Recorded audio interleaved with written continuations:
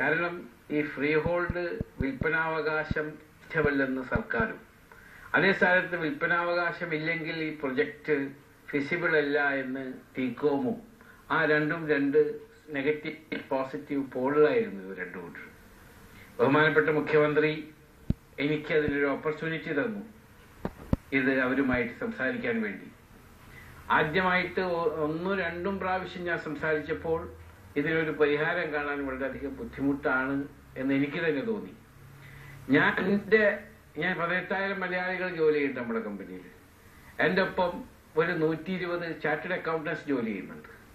അപ്പൊ എൻ്റെ finance controller mister Sridhar Shetty, finance controller, FCA-കാരനാണ്. അദ്ദേഹത്തോട് ഞാൻ പറഞ്ഞു, ഇത് ഈ വിൽപ്പനാവകാശം എങ്കിൽ ഈ പ്രൊജക്ട് വയബിൾ ആക്കാവുന്ന കാര്യം. ഇതൊരു ബിസിനസ് ആണല്ലോ.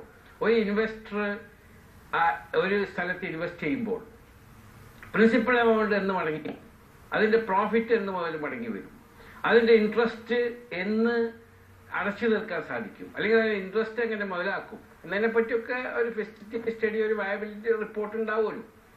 അതനുസരിച്ച് ഈ വിൽപ്പന അവകാശം ഇല്ല എങ്കിലും ഈ പ്രൊജക്ട് വയബിൾ ആവുന്ന രീതിയിലുള്ള ഫൈനാൻസ് സ്ട്രക്ചർ അവർക്ക് കാണിച്ചു കൊടുക്കണം എന്ന് പറഞ്ഞ് ഞങ്ങൾ, എൻ്റെ ടീമും ഇരുന്നിട്ട് ഞങ്ങൾ ഒരു 3-4 ദിവസം ഒരുമിച്ച് ഇതിനെപ്പറ്റി ചർച്ച ചെയ്ത് ആ ലാഭം, ഈ കാശ്, ഈ വിൽപ്പനാവകാശം ഇല്ലെങ്കിൽ തന്നെ തീർച്ചയായിട്ടും നമ്മൾക്ക് ഇത് ലാഭകരമാകാം.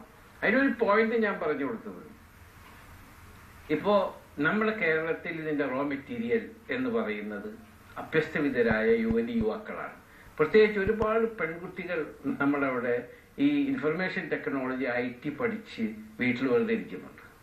അതേ സ്ഥാനത്ത് ഞാൻ ബാംഗ്ലൂരിലെ, അല്ലെങ്കിൽ ഹൈദരാബാദിലെ, അതല്ലെങ്കിൽ ചെന്നൈയിലെ, അവിടുത്തെ സാലറി സ്ട്രക്ചർ, അവിടുത്തെ കോസ്റ്റ് ഓഫ് ലിവിങ് എത്രയാണ് എന്നതിനെ പറ്റിയൊക്കെ ഞങ്ങൾ ചർച്ച ചെയ്ത് അവിടുന്ന് റിപ്പോർട്ടുകൾ വരുത്തി. ലക്നൌവിലെ, ഉത്തർപ്രദേശിലെ ലക്നൌവിൽ ഈ പ്രൊജക്ട് തുടങ്ങുകയാണെങ്കിൽ എന്തായിരിക്കും ഈ പ്രൊജക്ടിന്റെ ലാഭനഷ്ടം എന്ന് വരെയും കൂടി ഞങ്ങൾ ഒരുപക്ഷെ ആദ്യഘട്ടത്തിൽ തന്നെ ഇത്തരത്തിലുള്ള ഒരു പ്രൊഫഷണൽ സമീപനത്തിൽ ഈ കാര്യങ്ങൾ പറഞ്ഞു മനസ്സിലാക്കാൻ സർക്കാർ പരാജയപ്പെട്ടതാണോ ഇത്രയും കാലം ഇത് നീണ്ടുപോകാൻ കാരണം?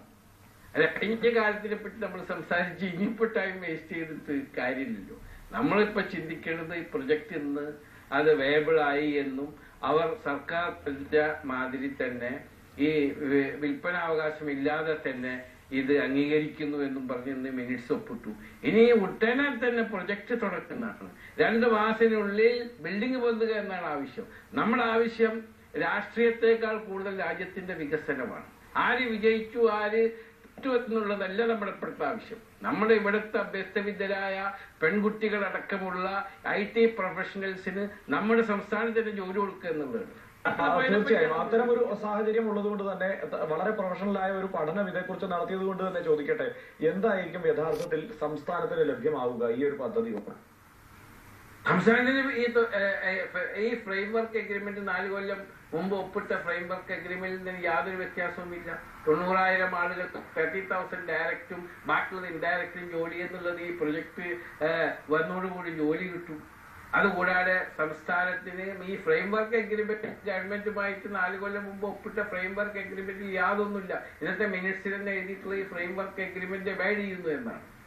സംസ്ഥാനത്ത് കിട്ടാന്ന് പറഞ്ഞാൽ അപ്പൊ അവര് പറഞ്ഞ എന്താന്ന് വെച്ചിട്ടുണ്ടെങ്കിൽ ഇപ്പൊ വല്ലാർപാടത്ത് ദുബായ് ഗവൺമെന്റ് ആണ് ഇപ്പൊ ഈ 11-ാം തീയതി ഉദ്ഘാടനം ചെയ്യാൻ പോകുന്ന വല്ലാർപാടം ടർബൈൻ 2,500 കോടി റുപ്യാണ് ദുബായ് ഗവൺമെന്റ് ഇൻവെസ്റ്റ് ചെയ്തിട്ടുള്ള 11-ാം തീയതി ഉദ്ഘാടനം ചെയ്യുന്നത്. അപ്പോ കേരളത്തിൽ ഇൻവെസ്റ്റ് ചെയ്യാനോ ഇന്ത്യയിൽ ഇൻവെസ്റ്റ് ചെയ്യാനോ ദുബായ് ഗവൺമെന്റ് സാധിക്കാതെ ആയിരുന്നില്ല. ഇങ്ങനത്തെ ചെറിയൊരു ടെക്നിക്കൽ പ്രോബ്ലം ആയിരുന്നു. ആ ഒരു കാര്യത്തിൽ ഒരുപക്ഷെ സർക്കാരിന്റെ സമീപനത്തിലല്ല, ടീകോമിന്റെ ഭാരവാഹികളുടെ, അതായത് സംസ്ഥാനത്ത് ഈ വിഷയം കൈകാര്യം ചെയ്യാൻ നിയോഗിക്കപ്പെട്ടവരുടെ ഭാഗത്തു നിന്ന് അത്തരത്തിൽ വീഴ്ച ഉണ്ടായിട്ടുണ്ടോ? ഒരുപക്ഷെ അവർക്ക് തെറ്റിദ്ധാരണ ഉണ്ടായിട്ടുണ്ടോ ആദ്യഘട്ടത്തിലൊക്കെ? ഞാൻ ആരുടെ തെറ്റാരുടെ ശരിയെന്ന്, ഞാനൊക്കെ ബിസിനസ്സുകാരനാണ്, ഞാൻ രാഷ്ട്രീയക്കാരനല്ല. ഞാൻ രാഷ്ട്രീയത്തിന് I am above politics because I don't want to enter in the politics. ഞാൻ ഒരു രാഷ്ട്രീയത്തില് ഒരു പാർട്ടിയിലുള്ള ഞാൻ എന്റെ ആവശ്യം ഈ പ്രൊജക്ട് ബഹുമാനപ്പെട്ട മുഖ്യമന്ത്രി കാലാകാലങ്ങളിൽ വരുന്ന എല്ലാ സർക്കാരുകളുമായി, എല്ലാ ചീഫ് മിനിസ്റ്റർമാരുമായിട്ട് ഞാൻ ഇരുന്നിട്ടുണ്ട്. മരണപ്പെട്ടുപോയ ബഹുമാനപ്പെട്ട കരുണാകരൻ അവർ കൊച്ചിൻ എയർപോർട്ട് ഉണ്ടാക്കിയപ്പോൾ ആ ബോർഡിൽ ഞാനുണ്ട്. അതിനുശേഷം അത് ഉദ്ഘാടനം ചെയ്തപ്പോൾ ബഹുമാനപ്പെട്ട ഇ കെ നായനാർ മുഖ്യമന്ത്രിയായിരുന്നപ്പോൾ ബോർഡിലുണ്ട്.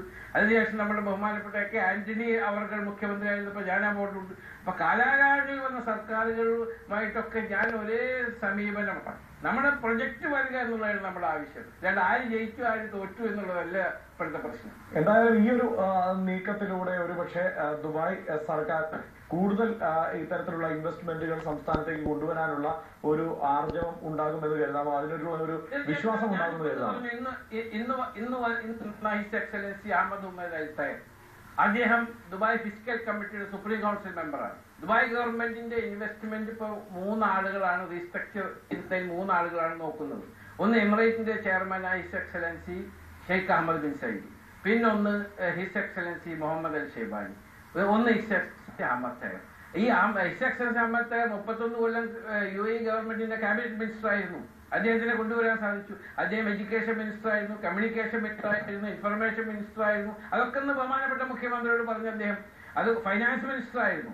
അതിനുശേഷം ഇന്ന് മിഡിൽ ഈസ്റ്റിലെ ഏറ്റവും വലിയ ബാങ്കായ emirate 2 lakh crore turn ഓവറുള്ള emirate NBയുടെ ചെയർമാനാണ് അദ്ദേഹം. അദ്ദേഹത്തിനോട് ഞാൻ പറഞ്ഞു, അടുത്ത പ്രൊജക്ട് ഇവിടെ ഒരു ഫൈനാൻഷ്യൽ സിറ്റി നിങ്ങൾ ഉണ്ടാക്കണം, DIF സിറ്റി. കാരണം അവിടത്തെക്കാളും അവിടെ ഹെഡ് ഓഫീസ് വെക്കുകയും ഇവിടെ ബ്രാഞ്ച് വെക്കുകയും ചെയ്യുമ്പോൾ നേർപകുതി ശമ്പളത്തിന് ഇവിടെ അഭ്യസ്തവിദ്യരായ യുവാക്കളുണ്ട്, അവർക്ക് ജോലി കൊടുക്കുക എന്നുള്ളതാണ് നമ്മുടെ ആവശ്യം. അപ്പൊ പറഞ്ഞപ്പോ അത് നല്ല ഐഡിയ എന്ന് അദ്ദേഹം പറഞ്ഞു. അപ്പോ വലാപ്പാടമായി സ്മാർട്ട് സിറ്റിയായി ഇനിയും പല പ്രൊജക്ടുകളും കൊണ്ടുവന്ന് കേരളത്തിലുള്ളവർക്ക് കേരളത്തിൽ തന്നെ ഫോറിനിൽ നിന്ന് കിട്ടുന്ന അതേ കാശ് കിട്ടിക്കൊണ്ടുള്ള ജോലി, അതാണ് ഞാൻ ഉദ്ദേശിക്കുന്നത്. ഞാൻ അദ്ദേഹത്തോട് പറഞ്ഞത്. അതുകൊണ്ട് നമ്മളവിടെ നല്ല കുട്ടികളുണ്ട്, ഹോണസ്റ്റ് ഉണ്ട്. 18,000 മലയാളികൾ എന്റെ കൂടെ ഉണ്ട്. അവര് അതിലുള്ള ഡെഡിക്കേഷൻ ഉള്ളവരും ഹോണസ്റ്റുമാണ്. ആയതുകൊണ്ട് അവര് വർക്ക് ചെയ്യാൻ തയ്യാറുമാണ് ഈ രാജ്യത്ത്. ഒരുപക്ഷെ ആദ്യഘട്ടത്തിൽ ഈ ടീകോമിന്റെ ഒരു സാമ്പത്തിക സ്ഥിതിയെ കുറിച്ചൊക്കെയുള്ള ചർച്ചകൾ സംസ്ഥാനത്ത് സജീവമായിരുന്നു. ആ ഘട്ടത്തിലും താങ്കൾ അതേക്കുറിച്ച് കൃത്യമായ അഭിപ്രായം പറഞ്ഞിരുന്നു. എങ്കിലും അതൊരു തെറ്റിദ്ധാരണയായിരുന്നു, അതോ ഒരു യാഥാർത്ഥ്യമായിരുന്നു? അതൊക്കെ തെറ്റിദ്ധാരണയായിരുന്നു. അങ്ങനെ സാമ്പത്തികമായ ബുദ്ധിമുട്ടുണ്ടെങ്കിൽ ഇപ്പൊ ഇന്ന് അദ്ദേഹം പറഞ്ഞത് 500 കോടി ഞങ്ങൾ ട്രാൻസ്ഫർ ചെയ്യും, അതിലൊന്നും ഒരു പ്രശ്നമില്ല അവർക്ക്. അല്ല, അത് ഇപ്പൊ ദുബായിലുള്ള നമ്മുടെ കൂടെ ജോലി ചെയ്യുന്ന അവിടെ ദുബായിൽ ജോലി ചെയ്യുന്ന മലയാളികൾക്കൊക്കെ കറക്റ്റ് ദുബായിൽ ശമ്പളം കൊടുക്കുന്നുണ്ടല്ലോ. അവരെ ബഡ്ജറ്റിൽ യാതൊരു ഡെഫിസിറ്റും വരുത്തിയിട്ടില്ലല്ലോ. പിന്നെ അവര് പ്രൊജക്റ്റിൽ ഇൻവെസ്റ്റ് ചെയ്ത പല പ്രൊജക്റ്റും ലോക സാമ്പത്തിക മാന്ദ്യം ഇപ്പോ ഇന്ത്യയിൽ പ്രശ്നം ഉണ്ടായില്ലേ, അമേരിക്കയിൽ 284 ബാങ്ക് പൂട്ടിയില്ലേ, അതിനെപ്പറ്റി ആരും സംസാരിക്കണില്ലല്ലോ. അതേ സ്ഥാനത്ത് അമേരിക്കയിൽ 100 കൊല്ലം 150 കൊല്ലം പഴക്കമുള്ള ലീമാൻ ബ്രദേഴ്സ് പോലത്തുള്ള 92 കമ്പനികൾ ബാങ്ക്രപ്റ്റ് ആയിപ്പോയി, അതിനെപ്പറ്റി ഒന്നും സംസാരിക്കുന്നുള്ളൂ.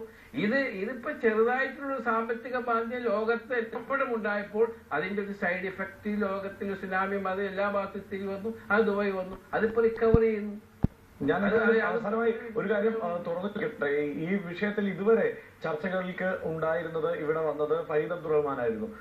അദ്ദേഹത്തെ ഇന്നത്തെ ചർച്ചകളിൽ കണ്ടില്ല. ഒരുപക്ഷെ അദ്ദേഹത്തിന്റെ തെറ്റിദ്ധാരണകളാണോ ചർച്ചകളെ ആദ്യഘട്ടത്തിൽ ഇത് എന്ന് പറഞ്ഞാൽ ഇദ്ദേഹം അങ്ങനത്തെ ടീകോമിനെ പോലത്തെ 67 കമ്പനികൾ ഉള്ള ദുബായ് ഫിസിക്കൽ കമ്മിറ്റിയുടെ സുപ്രീം മെമ്പറാണ്. അത് അദ്ദേഹം ആരാണ് ഇപ്പൊ വേണ്ടതെന്ന് വെച്ചാൽ കൂട്ടുവരുന്ന ആരാണെന്ന് നമ്മൾക്ക് പറയാൻ സാധ്യമില്ല. അദ്ദേഹത്തിന്റെ ഒപ്പം ഞാൻ ദുബായ് ഗവൺമെന്റ് വിമാനത്തിലെത്തി. അദ്ദേഹം എന്നോട് പറഞ്ഞു അതിൽ വരാൻ, ഇല്ലെങ്കിൽ ഞാൻ വേറെ ഫ്ലൈറ്റിൽ വന്നേനും. ഇപ്പൊ ഈ മീറ്റിംഗിൽ ആരൊക്കെ ഇപ്പൊ കേരളത്തിന് പ്രതിനിധീകരിച്ച് ആരായിരിക്കേണ്ടതെന്ന് ബഹുമാനമുള്ള മുഖ്യമന്ത്രി തീരുമാനിക്കേണ്ടത്. നമ്മളെന്ത് പറയാൻ പാടില്ലല്ലോ ഇന്ന ആൾക്കാരെ ഇരുത്താണ്. അതൊക്കെ അദ്ദേഹം ആരെ തീരുമാനിച്ചു അവരെ കൊണ്ടുവന്നു, അദ്ദേഹം സംസാരിച്ചു, ഓക്കെ ആയി, അദ്ദേഹം മടങ്ങിപ്പോയി. എന്തായാലും വളരെ നന്ദി ശ്രീ എം എ യൂസഫ് അലി. ഈ ഘട്ടത്തിൽ പ്രതികരിച്ചതിന്, ഒരിക്കൽ കൂടി പദ്ധതി യാഥാർത്ഥ്യമാക്കുന്നതിനുള്ള ശ്രമങ്ങളിൽ വിജയിച്ചതിന് അഭിനന്ദിക്കുന്നു. ശ്രീ കെ